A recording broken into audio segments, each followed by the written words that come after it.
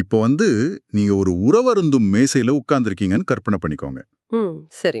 உங்கள சுத்தி யார் யார் இருக்காங்கன்னு கொஞ்சம் பாருங்க. அதாவது அடுத்த 5 வருஷத்துல உங்க பேங்க் பேலன்ஸ், உங்க ஆரோக்கியம், உங்க சந்தோஷம் எல்லாமே இப்போ உங்க கூட அந்த மேசையில உட்கார்ந்திருக்க மனிதர்களோட சராசரியா தான் இருக்க போகுதுன்னு சொன்னா உங்களால நம்ப முடியுதா? நிஜமாவே இது கேட்கறதுக்கு ஒரு மிகப்பெரிய ஷாக் மாதிரி தான் இருக்கும். ஆமா. இந்த ஆழ்ந்த அலசலுக்கு உங்களை அன்போடு வரவேற்கிறோம். இன்னைக்கு நாம ஆதிக்கத்தின் சிற்பி, உங்கள் மனதையும் உலகத்தையும் வடிவமைத்தல் அப்படிங்கிற மூலப்பொருள் இருந்து ஒரு முக்கியமான விஷயத்தை அலசப் போறோம். அதாவது உங்களுடைய தொடர்புகளின் சக்தி அப்படிங்கிற அந்த குறிப்பிட்ட கருப்பொருள் இல்லையா? அதேதான். நம்ம எண்ணங்களையும் நம்மள சுத்தி இருக்கிற உலகத்தையும் எப்படி கண்ணுக்கு தெரியாத சில சக்திகள் வடிவமைக்குது அப்படிங்கறத தோன்றி எடுக்கிறதா இன்னைக்கு நம்மளோட முதல் நோக்கம். இதுல ரொம்ப இன்ட்ரெஸ்டிங்கான விஷயம் என்னன்னா, நம்ம எல்லாம் என்ன நினைச்சிட்டு இருக்கோம், நம்ம வாழ்க்கையோட ஸ்டியரிங் வீல் நம்ம கையில தான் இருக்கு, நம்ம முடிவுகளை நாம தான் சுயமா எடுக்கிறோம் அப்படின்னு ரொம்ப ஸ்ட்ராங்கா நம்புறோம். ஆனா உண்மை அது கிடையாது, அப்படிதானே? கண்டிப்பா கிடையாது.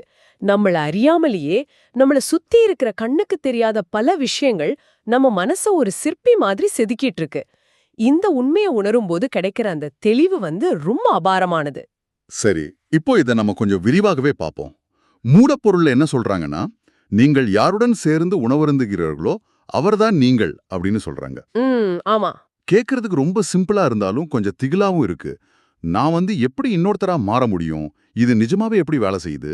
இது நம்ம ஆழ் மனசுல, அதாவது நமக்கே தெரியாத ஒரு பிரக்ஞையற்ற நிலையில நடக்கிற ஒரு விஷயம். மூளை நரம்பியல் நிபுணர்கள் இத மிரர் நியூரான்கள் அப்படின்னு சொல்றாங்க. ஓ, மிரர் நியூரான்களா? அதாவது கண்ணாடியில பாக்குற மாதிரி பிரதிபலிக்குமா? எக்ஸாக்ட்லி. நீங்க யாரோட அதிக நேரம் செலவு பண்றீங்களோ, அவங்களோட உடல் மொழி, அவங்க பேசுற விதம், சிந்தனை முறை எல்லாவற்றையுமே உங்க மூளை தானாகவே காப்பி பண்ண தொடங்கிடும். அப்போ அவங்களோட பயங்கள், வாழ்க்கை தத்துவங்கள் எல்லாமே நமக்குள் வந்துருமா? நிச்சயமா.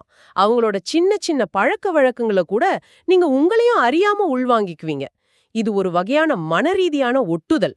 தினமும் ஒருத்தர் கூட பேசும்போது அவங்களோட வார்த்தைகள் உங்க சிந்தனையோட ஒரு பகுதியாவே மாறிடுது. அப்படின்னா இது ஒரு ஸ்பாஞ்ச் மாதிரி வேலை செய்யுதுன்னு சொல்லலாமா? ஸ்பாஞ்ச் மாதிரியா? எப்படி சொல்றீங்க?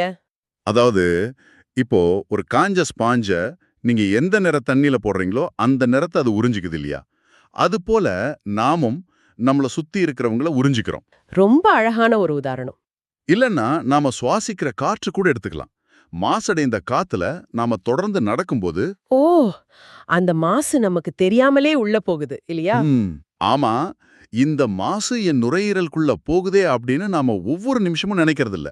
ஆனா அந்த நச்சு காத்து உள்ள போய் நம்மள பாதிக்கவே செய்யுது. அதே மாதிரி நெகட்டிவான மனிதர்கள் கூட இருக்கும்போது அவங்க வீசுற நச்சுத்தன்மையும் நமக்குள் ஊடுருவுது. அப்படிதானே? அந்த உதாரணம் மிக கச்சிதமா பொருந்தது. மூச்சு விடுறது எப்படி ஒரு தன்னிச்சையான செயலோ, அதே மாதிரி தான் நம்மள சுத்தி உள்ள மனிதர்களோட மனநிலைய உள்வாங்குவதும் தன்னிச்சையாகவே நடக்குது. நாம எந்த கவசமும் இல்லாம ஓப்பனா இருக்கும். ஆமா, அந்த தொடர்புகளுக்குள்ள ஒரு மிகப்பெரிய சக்தி இருக்குங்கிறத நாம உணர்ந்தாகணும். அதனால தான் யார நம்ம உலகத்துக்குள்ள அனுமதிக்கிறோம் அப்படிங்கிறது மிக மிக முக்கியம். இப்போ இத கேட்டுட்டு இருக்கிற நீங்க உங்களையே ஒரு கேள்வி கேட்டுக்கணும். தினமும் உங்க உணவருந்த மேசையிலோ அல்லது காஃபி குடிக்கும் போதோ உங்க கூட இருக்கிறவங்க எப்படிப்பட்ட சிந்தனைகளை கொண்டிருக்கிறாங்க? அவங்க உலகத்தை பத்தி எப்பவும் புகார் பண்றவங்களா, இல்ல தீர்வுகளை பத்தி பேசுறவங்களான்னு பார்க்கணும். சரியா சொன்னீங்க. ஏன்னா நாளைக்கு நீங்க எப்படி யோசிக்க போறீங்க அப்படிங்கறத அவங்க இன்னைக்கு முடிவு பண்ணிட்டு இருக்காங்க. இது எனக்கு ஒரு பெரிய கேள்வியை உருவாக்குது. என்ன கேள்வி? என்னைய சுத்தி இருக்கிறவங்க தான் என்னை உருவாக்குறாங்க அப்படின்னா என் சுற்றத்தை நான் எப்படி மதிப்பீடு பண்றது? யாரை வச்சுக்கிறது, யாரை விளக்குறதுன்னு எப்படி முடிவு பண்றது? இதுக்கு மூலப்பொருள் சில கூர்மையான அளவுகோல்களை கொடுக்குது. உங்களை நீங்களே சில கடினமான கேள்விகளை கேட்டுக்கணும். என்ன மாதிரி கேள்விகள்? இப்போ நீங்க எப்படிப்பட்ட வாழ்க்கைய வாழணும்னு கனவு காண்றீங்களோ, அப்படிப்பட்ட வாழ்க்கைய வாழ்ந்துட்டு இருக்கிறவங்க கூட நீங்க நேரம் செலவு பண்றீங்களா? உங்க கதாநாயகர்கள் கூட நீங்க உரையாடுறீங்களா? ஓ, அதாவது நம்ம ரோல் மாடல்ஸ் கூட நம்ம இருக்கோமான்னு செக் பண்ணணும். ஆமா. சுருக்கமா சொல்லணும்னா, மனித தொடர்புகள் 2 காரியங்களை மட்டுமே செய்யும். ஒண்ணு, அவங்க உங்கள ஒரு உயர்ந்த நிலைக்கு உயர்த்துவாங்க. அல்லது அல்லது உங்க எனர்ஜிய உறிஞ்சி உங்கள கீழ இழுப்பாங்க. இதுல நடுநிலைன்னு ஒண்ணே கிடையாது. நீங்க நிக்கிற இடத்துலயே உங்கள நிக்க வைக்கிற தொடர்புகள் கூட காலப்போக்குல நம்மள பின்னோக்கி இழுக்கிறதுக்கு சமந்தான் இல்லையா? எக்ஸாக்ட்லி அதேதான். ஆனா ஒரு நிமிஷம் இருங்க. இது தியரிட்டிக்கலா கேட்கறதுக்கு ரொம்ப நல்லா இருக்கு. என் கதாநாயகர்கள் கூட நான் காஃபி குடிக்கணும், சாதனையாளர்கள் கூட சுட்டணும் அப்படின்னு சொல்றது ரொம்ப ஈஸி. ஆனா நிஜ வாழ்க்கையில் இது அவ்வளவு சுலபம் இல்லையே. ஏன் அப்படி சொல்றீங்க? இப்போ என்ன கீழே தள்ளுறவங்க அல்லது என் கனவுகளை கிண்டல் பண்றவங்க என் நெருங்கிய உறவினர்களா இருந்தா நான் என்ன பண்றது? இது ரொம்ப முக்கியமான ஒரு பிராக்டிக்கல் பிரச்சனை. ஆமா, என் அம்மாவோ அண்ணனோ இல்ல என் வாழ்க்கை துணையோ அப்படிப்பட்ட ஒரு நெகட்டிவ் சிந்தனையோட என் எதிரே உட்கார்ந்திருந்தா நான் எப்படி தவிர்க்க முடியும்? அவங்கள வீட்டை விட்டு துரத்தி விட முடியாதே. கண்டிப்பா முடியாது. பலரும் எதிர்கொள்ற மிக சிக்கலான யதார்த்தம் இதுதான். ரத்த உறவுகளையோ நெருங்கிய குடும்ப உறுப்பினர்களையோ நாம முற்றிலுமா துண்டிச்சிட முடியாது. அப்போ அங்க என்னதான் பண்றது? இங்கதான் உணர்ச்சி பூர்வமான இடைவெளி, அதாவது எமோஷனல் பவுண்டரி அப்படிங்கிற ஒரு டூல் நமக்கு தேவைப்படுது. எமோஷனல் பவுண்டரியா அப்படின்னா என்ன? மூலப்பொருள் சொல்ற ஒரு கண்ணுக்கு தெரியாத ஃபில்டர் இது. அதாவது அவங்க உங்க கூடவே இருக்கலாம், ஆனா அவங்களோட கருத்துக்கள் உங்களுக்குள்ள எந்த தாக்கத்தையும் ஏற்படுத்தாம பாத்துக்கிற ஒரு மனநிலையை நீங்க வளர்த்துக்கணும். ஓ, அதாவது பிசிக்கலா அவங்க கூட இருந்தாலும் மென்டலா நாம தள்ளி நிக்கணும். ஆமா, அவங்க புகார் செய்யும்போது அது அவங்களோட பார்வை, என்னோடது இல்ல அப்படின்னு உங்க மனசுக்குள்ள ஒரு தடைய உருவாக்கிக்கணும். அதாவது அவங்க பேசுற நெகட்டிவான விஷயங்களுக்கு எந்த பதிலும் சொல்லாம, ஆர்கியூ பண்ணாம, வெறுமனே ஒரு பார்வையாளரா மட்டும் இருக்கிறது போல. அப்படித்தானே? சரியா புரிஞ்சுக்கிட்டீங்க. இது கஷ்டம்தான், ஆனா பிராக்டிஸ் பண்ணா கண்டிப்பா சாத்தியம். சரி, நான் என் குடும்பத்துல நெகட்டிவா பேசுறவங்கள ஃபில்டர் பண்ணிட்டேன். ஆனா என்ன சுத்தி இப்படிப்பட்டவங்க மட்டுமே இருந்தா, என்ன மேல தூக்கி விடுறவங்க யாருமே என் வாழ்க்கையில இல்லைனா, என் நிலைமை என்ன? நீங்க அப்படியே தேங்கி போயிடணும்னு அவசியம் இல்ல. இங்கதான் விஷயமே ரொம்ப ரொம்ப சுவாரஸ்யமா மாறுது. என்னது அது? தொடர்புகள் அப்படிங்கிறது மனித வடிவங்கள்ல மட்டுமே, அதுவும் உயிரோட இருக்கிற மனிதர்களா தான் இருக்கணும்னு எந்த அவசியமும் இல்ல. ஓ, அப்போ வேற எப்படி தொடர்புகளை உருவாக்குறது? புத்தகங்கள் அப்படிங்கிற மனித வடிவில்லாத தொடர்புகளை பத்தி நாம இங்க பேசியே ஆகணும். உங்களுக்கான சரியான வழிகாட்டிகள் உங்க தெருவுல இல்லாம இருக்கலாம், ஆனா உங்க லைப்ரரியில பாத்துட்டு இருக்காங்க. வாவ், இது எனக்கு ரொம்ப ரொம்ப பிடிச்ச பகுதி. ஒரு புத்தகத்தை வாசிக்கிறது அப்படிங்கிறது ஏதோ சும்மா இன்ஃபர்மேஷனை தெரிஞ்சுக்கிற செயல் இல்ல. ஆமா, நிச்சயமா இல்ல. வாசிப்பு அப்படிங்கிறது ஒரு நூலாசிரியருடன நேரடி உரையாடல் அப்படின்னு மூலப்பொருள்ல சொல்றாங்க. இந்த ஒற்றை வரி என் பார்வையை அப்படியே மாத்திடுச்சு. அந்த உரையாடல் எப்படி வேலை செய்யுதுன்னு காப்போம். மாபெரும் மனிதர்கள் எழுதின புக்ஸ நாம படிக்கும்போது மூளையில ஒரு தொடர் விளைவு, அதாவது கேஸ்கேடிங் எஃபெக்ட் நடக்குது. அது எப்படி நடக்குதுன்னு கொஞ்சம் விரிவா சொல்றீங்களா? இப்போ நீங்க ஒரு உயர்ந்த தத்துவத்தையோ ஒரு புது ஐடியாவையோ படிக்கும்போது உங்க மூளையில புது நரம்பு இணைப்புகள் உருவாகுது. அது வரைக்கும் உங்களுக்கு தெரிஞ்ச உலகத்தோட எல்லை விரிவடையுது. ஓ, நம்மளோட லிமிட்ஸ் பிரேக் ஆகுதா? ஆமா, அந்த புது யோசனைகள் உங்களை சும்மா இருக்க விடாது. புது ஆக்ஷன்ஸ், அதாவது நடவடிக்கைகளை செய்ய தூண்டும். புது செயல்கள் அதிக கற்றலை கொடுக்கும். அப்போ அதிக கற்றல் இருக்கும்போது நீங்க முடிவெடுக்கும் விதம் மிக தெளிவா மாறும். சிறப்பான விழிப்புணர்வு சிறப்பான தேர்வுகளை செய்ய உதவி செய்யும். இது ஒரு அற்புதமான சங்கிலி தொடர். இத கேட்கும்போது எனக்கு எப்படி தோணுதுன்னா, ஒரு புத்தகம் அப்படிங்கிறது வெறும் காகிதங்களோட தொகுப்பில்ல. பின்ன வேற என்ன? பல பத்தாண்டுகளா ஒரு மாபெரும் அறிஞர் அவரோட வாழ்க்கையில பட்ட அடி, செஞ்ச தவறுகள், கண்டறிந்த வெற்றிகள் அத்தனையும் வடிச்சு வச்சிருக்க ஒரு பெட்டகம். கண்டிப்பா. அத வாசிக்கிறதுன்னு அப்படிங்கிறது அந்த அறிஞரோட மூளையில உள்ள பல வருட அனுபவங்களை வெறும் 4 மணி நேரத்துல நம்ம மூளைக்குள்ள டவுன்லோட் செய்வதற்கு சமம் இல்லையா? கச்சிதமான வார்த்தை. ஒரு டைம் மெஷின் மாதிரி கூட சொல்லலாம். நாம பல வருஷங்களா கஷ்டப்பட்டு கத்துக்க வேண்டியத ஒரு புத்தகம் சில மணி நேரங்கள்ல நமக்கு கடத்திடுது. அப்போ ஒரு புத்தகம் ஒரு டைம் மெஷின் மாதிரி செயல்படுது. ஆமா, உங்க உணவருந்தும் மேசையில நெல்சன் மண்டேலாவையோ அப்துல் கலாமையோ இல்ல ஸ்டீவ் ஜாப்ஸையோ உட்கார வைக்க முடியாது. ஆனா அவங்களோட புத்தகங்களை திறக்கிறது மூலமா அவங்களோட சிந்தனைகளை நம்ம மேசைக்கு கொண்டு வர முடியும். அவங்க நம்ம மனசுக்குள்ள நுழைஞ்சு நம்ம கூட பேச தொடங்கிடுறாங்க. எக்ஸாக்ட்லி, அதுதான் புத்தகங்களோட மேஜிக். சரி, இப்போ எனக்கு ரொம்ப தெளிவா புரியுது. என்னை சுத்தி நடமாடுற நச்சு மனிதர்களை நான் ஃபில்டர் பண்ணிடுறேன். சிறந்த புத்தகங்கள் மூலமா மாபெரும் மனிதர்கள் கூட உரையாடுறேன். சரி, இதன் மூலமா எனக்கு ஒரு புது விழிப்புணர்வு கிடைக்குது. ஆனா இந்த விழிப்புணர்வை வச்சுக்கிட்டு நான் அடுத்து என்ன பண்றது? இது எப்படி ஆக்ஷனா மாத்துறது? இங்கதான் இலக்கு நிர்ணயித்தல், அதாவது கோல் செட்டிங் உள்ள வருது. இந்த புது விழிப்புணர்வை வச்சு நம்ம எதிர்காலத்தை எப்படி வடிவமைக்கிறதுன்னு மூலப்பொருள் மிக தெளிவான சில செயல்முறைகளை சொல்லுது. என்ன மாதிரி செயல்முறைகள்? 3 விஷயங்களை கட்டாயம் எழுதணும்னு சொல்றாங்க. முதல் விஷயம் என்ன? முதலாவது, போன வருஷத்துல நீங்க கத்துக்கிட்ட 10 முக்கியமான படிப்பினைகளை எழுதுறது. சரி, நம்ம தப்புகளை அனலைஸ் பண்றது. ரெண்டாவது, ரெண்டாவது, இந்த வருஷத்துல நீங்க அடைய விரும்புற இலக்குகளை மிக தெளிவா எழுதுறது. ஓகே. மூன்றாவது என்ன? மூன்றாவது, இனி வரும் காலங்கள்ல உங்க தொழில் மற்றும் தனிப்பட்ட வாழ்க்கையில நீங்க எந்த கொள்கைகளை அல்லது தத்துவங்களை கடைபிடிக்க போறீங்க அப்படிங்கறத எழுத்துப்பூர்வமா பதிவு செய்யறது. ஒரு நிமிஷம் இருங்க. இந்த எழுதுறது அப்படிங்கிற விஷயத்தை ஏன் எல்லாரும் இவ்ளோ ஸ்ட்ரெஸ் பண்ணி சொல்றாங்க? ஏன்னா எழுதுறதுல ஒரு பவர் இருக்கு. நான் என் மனசுக்குள்ளேயே என் இலக்குகளை தெளிவா வச்சுக்கலாமே. ஒரு பேப்பர்ல எழுதுறதால மட்டும் என்ன பெரிய மேஜிக் நடந்துற போகுது? மிகப்பெரிய மாற்றம் நடக்கும். இப்ப உங்க மூளையில ஒரு நாளைக்கு ஆயிரக்கணக்கான எண்ணங்கள் வந்து போகுது இல்லையா? ஆமா, நிறைய எண்ணங்கள் வரும் போகும். மனசுக்குள்ள நினைக்கிறது ஒரு மேகம் மாதிரி. காத்தடிச்சா கலைஞ்சு போயிடும். ஆனா நீங்க பேப்பர்ல எழுதும்போது உங்க மூளையோட ரெட்டிகுலர் ஆக்டிவேட்டிங் சிஸ்டம், அதாவது ஆர்ஏஎஸ் தூண்டப்படுது. ஆர்ஏஎஸ் அது என்ன பண்ணும்? இது உங்க மூளையில உள்ள ஒரு ஃபில்டர் மாதிரி.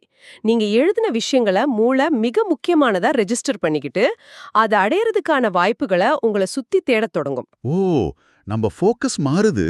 ஆமா, இங்கதான் ஆசிரியர் மனமென்னும் பொன்னான மாளிகை அப்படிங்கிற ஒரு அற்புதமான உருவகத்தை பயன்படுத்துறாரு. மனம் என்னும் பொன்னான மாளிகை கேட்கறதுக்கு ரொம்ப பிரம்மாண்டமா இருக்கு. இந்த மாளிகை எப்படி வேலை செய்யுது? கற்பனை செஞ்சு பாருங்க. உங்க மனசு ஒரு பெரிய தங்க மாளிகை. அந்த மாளிகைக்குள்ள எதை அனுமதிக்கணும், எதை வெளியே நிறுத்தணும் அப்படிங்கறத முடிவு பண்ற காவலாளிகள் யார் தெரியுமா? யாரு? உங்க சுய விழிப்புணர்வு தான் அந்த காவலாளி. ஒரு நெகட்டிவான எண்ணமோ இல்ல ஒரு நச்சு மனிதரோட விமர்சனமோ திருடன் மாதிரி உள்ள நுழைய முயற்சி பண்ணும்போது அந்த காவலாளி விழிப்போட இருந்து தடுத்து நிறுத்தணும். எக்ஸாக்ட்லி. உங்க மாளிகைக்குள்ள நீங்க குப்பைகளை கொண்டு வந்து போட்டா அது குப்பை மேடாயிடும்.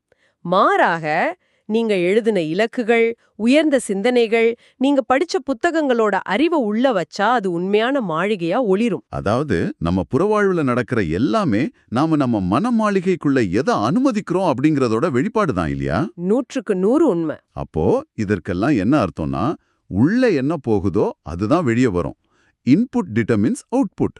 ஆமா, ரொம்ப சிம்பிளான ஆனா பவர்ஃபுல்லான உண்மை. என் மனசுக்குள்ள நான் பயத்தையும் தயக்கத்தையும் அனுமதிச்சா என் வெளியுலக வாழ்க்கையும் சுருங்கி போயிடும். அதேதான். நான் நம்பிக்கையும் தெளிவான இலக்குகளையும் உள்ள அனுப்புனா அது என் நிஜ உலகை விரிவடைய செய்யும். அதனாலதான் இலக்குகளை எழுதி காவலாளிகளை அலர்ட்டா வைக்க சொல்றீங்க. இப்போ நல்லா புரியுது. சரியா புரிஞ்சுக்கிட்டீங்க. இந்த மனமாளிகைக்குள்ள உருவாகிற எண்ணங்களோட சக்தி எவ்வளோ பெரியதா அப்படிங்கறத விளக்க மூலப்பொருள்ல 2 முக்கியமான மேற்கோள்களை கொடுத்திருக்காங்க. ஆமா, அந்த மேற்கோள்கள் ரொம்ப ஆழமானவ. முதல் மேற்கோள் நெப்போலியன் ஹில் எழுதினது. அவர் என்ன சொல்றாருன்னா, உணர்ச்சிகளுடன் பின்னி பிணைக்கப்படும் எண்ணங்கள் இதே போன்ற எண்ணங்களை கவர்ந்திழுக்கின்ற காந்த சக்தியை உருவாக்குகின்றன. காந்த சக்தி அப்படிங்கிற வார்த்தை எனக்கு கொஞ்சம் மேஜிக் மாதிரி தோணுது. எண்ணங்கள் எப்படி ஒரு காந்தமா மாற முடியும்? இதுக்கு பின்னாடி இருக்கிற லாஜிக் என்ன? இதுல எந்த மேஜிக்கும் கிடையாது. இது பியோர் சயின்ஸ் மற்றும் சைக்காலஜி. நாம முன்னாடியே பேசணும் இல்லையா, இந்த ரெட்டிகுலர் ஆக்டிவேட்டிங் சிஸ்டம் ஆர்ஏஎஸ். அது இதுல தான் முழுமையா வேலை செய்யுது. ஓ, அந்த மூளையோட ஃபில்டர் தானா? ஆமா, இத நாம பரந்த கண்ணோட்டத்தோட, அதாவது முதல் பகுதியில பேசின தொடர்புகளின் சக்தியோட இணைச்சு பார்க்கணும். எப்படி இணைக்கிறது? இப்போ ஒரு எண்ணம் வெறும் எண்ணமா இருக்கும்போது அதுக்கு பவர் கம்மி. நான் வெற்றி பெறணும் அப்படின்னு நீங்க ஏதோ மிஷன் மாதிரி சொல்றதுக்கும், அதே வாக்கியத்தை முழுமையான நம்பிக்கையோட ஒரு நேர்மறை உணர்ச்சியோட நினைக்கிறதுக்கும் பெரிய வித்தியாசம் இருக்கு. சரி. அதே மாதிரி நீங்க நெகட்டிவான மனிதர்கள் கூட உணவருந்தும் போது உங்க எண்ணங்களும் உணர்ச்சிகளும் நெகட்டிவ் ஆகிடுது. நீங்க பயம், கோபம் மாதிரி உணர்ச்சிகளோட ஒரு விஷயத்தை நினைக்கும் போது உங்க மூளை அதை சுத்தி உள்ள எல்லா தடைகளையும் நெகட்டிவ் விஷயங்களை மட்டுமே நோட்டம் விடும். அப்போ அது ஒரு காந்த மாதிரி பிரச்சனைகள் ஈர்க்கிறதா நமக்கு தோணுமா? ஆமா, அது காந்த மாதிரி செயல்படும். அப்படின்னா நான் ஒருத்தர் மேல செம்ம கோவமா இருக்கும்போது அந்த நாள் முழுக்க எனக்கு நடக்கிற எல்லா விஷயங்களுமே எரிச்சலா இருக்கிற மாதிரி தோணுமே, அதுவா? அதேதான். அதாவது டிராஃபிக்ல மாற்றதுல இருந்து காஃபி சிந்துறது வரைக்கும் எல்லாமே எனக்கு எதிரா நடக்கிறதா நான் நினைக்கிறேன். ஆனா உண்மையில என் மூளை அந்த நெகட்டிவ் எமோஷனால் தூண்டப்பட்டு தப்பான விஷயங்களை மட்டுமே தேடி பிடிக்குது. அப்படிதானே? மிக சரியா சொன்னீங்க. அதே காந்தத்தை நீங்க பாசிட்டிவாவும் திருப்ப முடியும். நீங்க சரியான மனிதர்கள் கூட உணவருந்தும் போது, சிறந்த புத்தகங்களை படிக்கும்போது உங்க எண்ணங்கள் நேர்மறையான உணர்ச்சிகளோட சேருது. அப்போ என்ன நடக்கும்? அப்போ உங்க மூளை உங்களை சுத்தியுள்ள வாய்ப்புகளையும் தீர்வுகளையும் நல்ல மனிதர்களையும் ஒரு காந்தம் மாதிரி கவர்ந்து இழுகத் தொடங்குது. இது உணர்ச்சிகளால் தூண்டப்படும் ஒரு கூர்மையான ஃபோக்கஸ். வாவ், இது எல்லா முடிச்சுகளையும் அவிழ்க்கிற மாதிரி இருக்கு. அடுத்ததா தலாய் லாமா சொன்ன ஒரு மேற்கோளை பார்ப்போம். நீங்கள் உங்கள் பிரச்சனைகளை தவிர்ப்பதற்கு பதிலாக அவற்றை நேருக்கு நேராக எதிர்கொண்டால் அவற்றை கையாளக்கூடிய ஒரு நல்ல நிலையில் உங்களை நீங்கள் இருத்திக் கொள்வீர்கள். இது ஒரு அருமையான தத்துவம். எனக்கு இங்கே ஒரு கனெக்ஷன் தெரியுது. நாம முந்தைய பகுதியில பேசணும் இல்லையா, கடந்த கால படிப்பினைகளையும் தவறுகளையும் எழுதணும் அப்படின்னு. ஆமா, அந்த எழுதுற செயல்முறைக்கும் தலாய் லாமா சொல்ற இந்த நேருக்கு நேர் எதிர்கொள்ற தத்துவத்திற்கும் பெரிய தொடர்பு இருக்குன்னு நான் நினைக்கிறேன். இது ஒரு சக்தி வாய்ந்த டூல்னு சொல்லலாமா? கண்டிப்பா சொல்லலாம். நாம ஏன் பல நேரங்கள்ல நம்மளோட பாஸ்ட், அதாவது கடந்த காலத்தை எழுத தயங்குறோம்? ஏன்னா அது கஷ்டமான விஷயம். ஆமா, எழுதும்போது நாம செஞ்ச முட்டாள்தனங்கள், சந்திச்ச தோல்விகள், வீணடிச்ச நேரம் எல்லாமே அந்த பேப்பர்ல நம்ம முகத்தை பார்த்து சிரிக்கும். அது ரொம்ப அன்கம்ஃபர்டபுளான ஒரு ஃபீலிங். ஆமா, நிறைய பேர் என்ன பண்ணுவாங்கன்னா அந்த ஃபீலிங்கை அவாய்ட் பண்றதுக்காக அந்த பக்கமே போக மாட்டாங்க. ஆனா அப்படி தவிர்க்கும்போது அந்த பிரச்சனை நம்ம ஆழ்மனசுல ஒரு பயமாவே தங்கிடுது. ஆனா ஒரு பேப்பரை எடுத்து, ஆமா நான் இந்த தப்பை செஞ்சேன், இதனால என் நேரம் வீணானது, ஆனா இதுலேருந்து நான் இந்த பாடத்தை கத்துக்கிட்டேன் அப்படின்னு எழுதும்போது என்ன ஆகுது? அந்த பிரச்சனை மேல இருக்கிற நம்ம பயம் உடைஞ்சிடுது. அது நம்மள துரத்துற ஒரு அரக்கன் அப்படிங்கிற நிலையிலிருந்து ஒரு சாதாரண தகவலா, வெறும் டேட்டாவா மாறிடுது. அந்த பிரச்சனையோட கண்களை பார்த்து நம்ம நேருக்கு நேரா நிக்கிறோம் இல்லையா? ரொம்ப ரொம்ப சரியா பிடிச்சிங்க. அப்படி நேருக்கு நேர் எதிர்கொள்ளும் போதுதான் அந்த பிரச்சனையை தீர்ப்பதற்கான தெளிவான மனநிலைக்கு நீங்க வரீங்க. அப்போ இதுவும் மன மாளிகையை சுத்தப்படுத்துற ஒரு வேலை தான். நிச்சயமா. அதுதான் உங்க மனம் என்னும் மாளிகையை சுத்தப்படுத்துற உண்மையான முறை. குப்பைகளை சிவப்பு கம்பளத்துக்கு அடியில மறைச்சு வைக்கிறதுக்கு பதிலா அதை எடுத்து வீசி எறியறது மாதிரி இது. அருமை. இன்னைக்கு நம்ம ஆழ்ந்த அலசல் உண்மையிலே ஒருத்தரோட வாழ்க்கையை அடுத்த கட்டத்துக்கு நகர்த்தக்கூடிய பல ஆழமான திருவுகோள்களை கொடுத்திருக்கு. கண்டிப்பா. இது ஒரு முழுமையான சைக்கிள். ஆமா, எல்லாமே அந்த உணவருந்தும் மேசையில தான் தொடங்குது. நாம யாரோட இருக்கோம், அவங்க நம்ம ஆழ்மனசுல எப்படிப்பட்ட தாக்கத்தை ஏற்படுத்துறாங்கன்னு பார்த்தோம். ஆமா, நச்சு மனிதர்களை மனதளவுல எப்படி விலக்கி வைக்கிறது, அதே சமயம் மாபெரும் மனிதர்களை புத்தகங்கள் வழியா எப்படி நம்ம மேசைக்கு கொண்டு வர்றது அப்படிங்கறதே அலசினோம். அதுக்கப்புறம் இலக்குகள் பத்தி பேசணும். கரெக்ட். அந்த விழிப்புணர்வை வச்சுக்கிட்டு நம்ம இலக்குகளை எழுதி காவலாளிகளை அலர்ட்டா வச்சு நம்ம மனம் என்னும் பொன்னான மாளிகையை எப்படி பாதுகாக்கிறது அப்படிங்கறதையும் தெரிஞ்சுக்கிட்டோம். ஆம், எல்லாமே நம்ம கைகள்ல தான் இருக்கு. நம்மளோட எண்ணங்களுக்கு நாமே சிற்பியா மாற முடியும் அப்படிங்கிற இந்த அறிவியல் பூர்வமான புரிதல் எல்லோருக்குமே ஒரு மாபெரும் நம்பிக்கையை தரக்கூடியதுதான். நிச்சயமா. தங்கள் பொன்னான நேரத்தை ஒதுக்கி இந்த ஆழ்ந்த அலசல்ல எங்களோடு இணைந்து பயணித்த உங்களுக்கு மிக்க நன்றி. அனைவருக்கும் நன்றி. உங்களை சுற்றியுள்ள உலகத்தை நீங்க நினைக்கிறத போல வடிவமைக்க இன்றைய கருத்துக்கள் ஒரு நல்ல தொடக்கமா இருக்கும்னு நாங்க நம்புறோம். ஆனா விடைபெறுவதற்கு முன்பாக இன்னைக்கு நம்ம பேசின விஷயங்களை அடிப்படையா வச்சு உங்க தூக்கத்தை கெடுக்கக்கூடிய ஒரு புது ஆழமான சிந்தனையை உங்ககிட்ட விட்டுட்டு போக விரும்புறேன்.